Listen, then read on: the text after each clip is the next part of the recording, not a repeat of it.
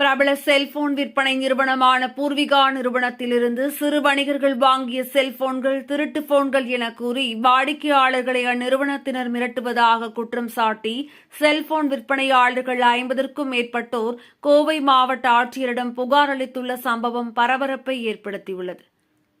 பிரபல செல்போன் விற்பனை நிறுவனமான பூர்விகா நிறுவனத்தில் மொத்த விலைக்கு செல்போன்கள் வாங்கி சில்லறை வணிகத்தில் ஈடுபடும் 50க்கும் மேற்பட்ட செல்போன் கடை உரிமையாளர்கள் கோவை மாவட்ட ஆட்சியர் அலுவலகத்தை முற்றுகையிட்டு மனு அளித்தனர்.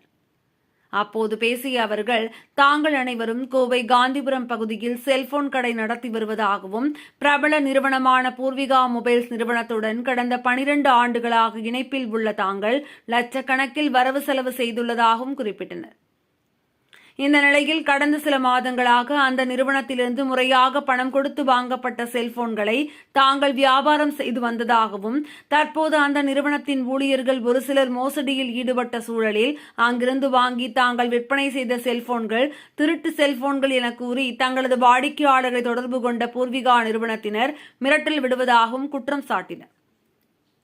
மேலும் தாங்கள் பூர்விகா நிறுவனத்தில் பணம் கொடுத்து செல்போன்கள் வாங்கியதற்கான அனைத்து ஆதாரங்களும் தாங்களிடம் இருப்பதாகவும் அந்நிறுவன ஊழியர்களின் கையாடலுக்கு தாங்கள் பலிகாடாவதாகவும் இதனால் சிறு செல்போன் விற்பனையாளர்கள் கடும் மன உளைச்சலுக்கு ஆளாகியுள்ளதுடன் பல லட்சம் ரூபாய் இழப்பு ஏற்படும் நிலையில் இருப்பதால் மாவட்ட நிர்வாகம் இதுகுறித்து உரிய நடவடிக்கை மேற்கொள்ள வேண்டும் எனவும் அவர்கள் கேட்டுக் கொண்டனர்.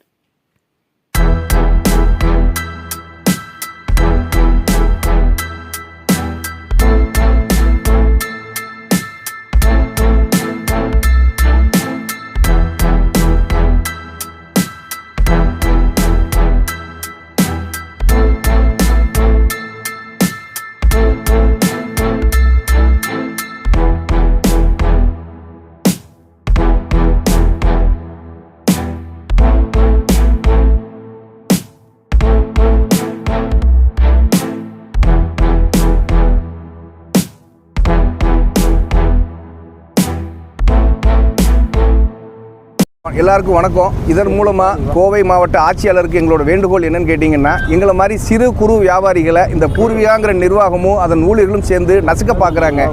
என்ன ஏதுன்னு கேட்டிங்க அப்படின்னா, கடந்த 12 வருஷமாக இவர் ஜெயிலானி இவர் அல்தாஃபுங்க 12 வருஷமாக பூர்விகாவோட அங்கீகரிக்கப்பட்ட வெண்டார்ஸாக இருக்கிறாங்க, விற்பனையாளர்களாக இருக்கிறாங்க.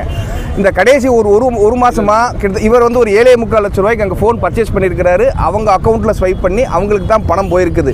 அதில் அவங்களோட ஊழியர்கள் திருட்டுத்தனம் செஞ்சு பணத்தை கையாடல் பண்ணதுக்காக அவங்க விற்ற ஃபோன்களெல்லாம் ஐஎம் நம்பர் ட்ராக் பண்ணி எங்கள் வாடிக்கையாளர்களுக்கு ஃபோன் பண்ணி அந்த ஃபோன் திருட்டு ஃபோன் வாங்கியிருக்கிறாங்க. எங்கள் பூர்விகாவுக்கு பணம் கட்டி வாங்கின ஃபோன்களுக்கு நாங்கள் விற்றுருப்போம் இல்லையா, அதை ஐஎம் நம்பர் ட்ராக் பண்ணி இந்த ஃபோன்லாம் திருட்டு ஃபோனு நீங்கள் எங்கே வாங்கினீங்களோ அப்படின்னு சொல்லிட்டு காவல்துறை வச்சு மிரட்டி அந்த ஃபோனை எங்கள்கிட்ட வந்து பிடுங்கிறதுக்கு ட்ரை பண்ணுறாங்க.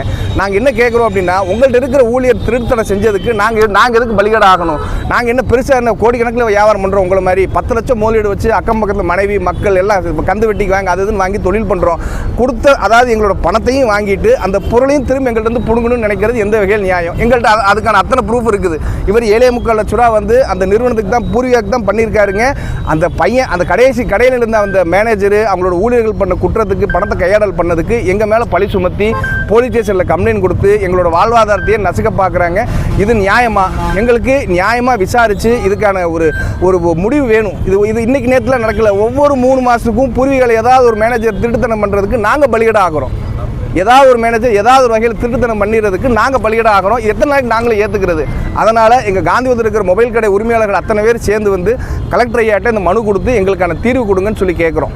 இதுதான் எங்களோட கோரிக்கைங்க. இதுக்காக நாங்கள் போகிறோம். பூர்விகா என்ன டிஸ்ட்ரிபியூட்டரா? அப்படி இல்லை, பூர்விகா வந்து அந்த ஆஃபர் போடும்போது செய்யும்போது இவங்கெல்லாம் அங்கீகரிக்கப்பட்ட வெண்டார்கள், விற்பனையாளர்கள், பூர்விகானுடைய வெண்டார்கள் தான். இந்த மாதிரி தான் கிட்டத்தட்ட 12 வருஷமாக வியாபாரம் பண்ணிட்டு இருக்கிறாங்க. நாங்கள் போய் ஒரு பொருள் வாங்குகிறோம், அதுக்கு அவங்கள்ட்டே பணத்தையும் ஸ்வைப் பண்ணுறோம். ஒரு 10 நாள் கழித்து அந்த ஃபோன், அதாவது அந்த பையன் வந்து ஏதாவது திருட்டுத்தனம் பண்ணிடுறான். அந்த பையன் யாருக்கெல்லாம் விற்றான்னு பார்த்து அதோட ஐஎம் நம்பர் ட்ராக் பண்ணி எங்கள் வாடிக்கையாளர்கள்ட்டையும் நாங்கள் இத்தனை வருஷமாக சேர்த்து வச்சு நன்மதிப்பை கெடுக்கிறாங்க. இது எந்த வகையில் நியாயம்? அவங்க என்ன சொல்கிறாங்க? எங்களுக்கு தெரியாது. நீ யாருக்கு பணம் கொடுத்தியோ, நாங்கள் பூர்விகாவுக்கு தான் பணம் போட்டிருக்கிறோம். அது போக இவர் என்ன பண்ணுறாருன்னா ஒரு 30 ஃபோன் வரைக்கும் இவர் அங்கே பர்ச்சேஸ் பண்ணியிருக்கிறாருங்க. அந்த 30 ஃபோனில் 23 ஃபோனுக்கும் பில் கொடுத்துட்றாங்க. நல்லா புரிஞ்சுங்க, 23 ஃபோனுக்கான பில் வந்துடுது. அந்த உள்ளே இருக்கிற பையனே ஃபேக் பில் அங்கே வச்சு பூர்விகாவில் வச்சு ஃபேக் பில் தயாரித்து உங்களுக்கு கொடுத்துட்றான். அவங்க என்ன கேட்குறாங்க, அவங்களுக்கு பணம் வந்து 23 பில்லுக்கு இவர் எப்படி பணம் அனுப்பிச்சாருன்னா பூர்விகாவோட இந்த பில் எல்லாமே இருக்குது. பூர்விகாவோட மேனேஜர்களுக்கும் பூர்விகாவோட சேல்ஸ் ஆளுகளுக்கு தான், சேல்ஸ் இருக்கிற பசங்களுக்கு தான் நாங்கள் இந்த பணத்தை எல்லாமே அனுப்புகிறோம். அதை ஏற்றுக்கிட்டவங்க அவன் அந்த ஏழு ஃபோனுக்கான பணத்தை கிட்டத்தட்ட ஒரு 4-4 லட்ச ரூபா பணத்தை அந்த பையன் அங்கே இருக்கிற மேனேஜரோ ஊழியரோ யாரோ ஒருத்தர் கையாடல் பண்ணிடுறாங்க. அதுக்கான பணத்தை நீங்கள் எங்கள்கிட்ட கேட்குறது என்ன நியாயம்? மொத்த ஃபோனுக்கு 30 ஃபோனுக்கான பணம் 25 லட்ச ரூபா பணத்தையும் நாங்கள் அதே வகையில் அந்த மேனேஜருக்கும் அவரோட ஊழியருக்கு தான் நாங்கள் அனுப்புகிறோம். அதை ஏற்றுக்கிட்ட நீங்கள் அவன் கையாடல் பண்ணதுக்கப்புறம் அவன் விற்று இந்த எங்களை பிடிச்ச அந்த 4 ஃபோனுக்கான பணம் 4 லட்ச ரூபா பணத்தை மட்டும் நீங்கள் கொடுங்கன்னு கேட்குறது எந்த வகையில் நியாயம்?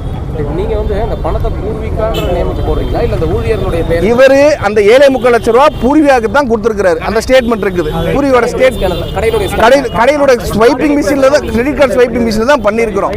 இவர் அந்த மொத்தம் 30 ஃபோனையும் மொத்தம் 30 ஃபோனுக்கான பணத்தையும் இன்னைக்கு நேரத்தெல்லாம் கிடையாது, 12 வருஷமா இதுதான் நடக்குது. அவங்களுக்கு எங்க பிரச்சனை ஆகுதுன்னு கேட்டீங்கன்னா, அவங்க என்னைக்கெல்லாம் அந்த அவங்களோட ஊழியர்கள் கையாடல் திருட்டுத்தனம் பண்றாங்களோ அந்த அன்னைக்கு ஏமாந்து இந்த மாதிரி சிறு வியாபாரிகளை பிடிச்சி அவங்க நசுக்கிறது அவங்களோட வேலையா இருக்குது.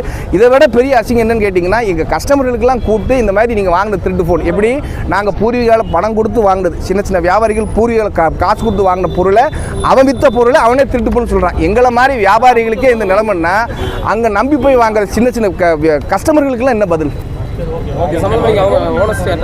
இல்ல, அவங்க கம்ப்ளைண்ட் கொடுத்துட்டாங்க. அதனால நாங்களும் கம்ப்ளைண்ட் கொடுக்க வந்திருக்கோம். அவங்க சேலத்தில் கம்ப்ளைண்ட் கொடுத்துருக்காங்க. இந்த மாதிரி இந்த ஃபோன்லாம் திருட்டு போயிருச்சு, இதுக்கு விசாரிச்சு எங்கள் ஃபோன் எல்லாம் மீட்டு கொடுங்கன்னு சொல்லிட்டு சேலம் காவல்துறையில் கொடுத்துருக்குது. நாங்கள் பாதி ஃபோன் கொரியரில் வாங்கியிருக்கிறோம், பாதி ஃபோன் அவங்க ஊழியர்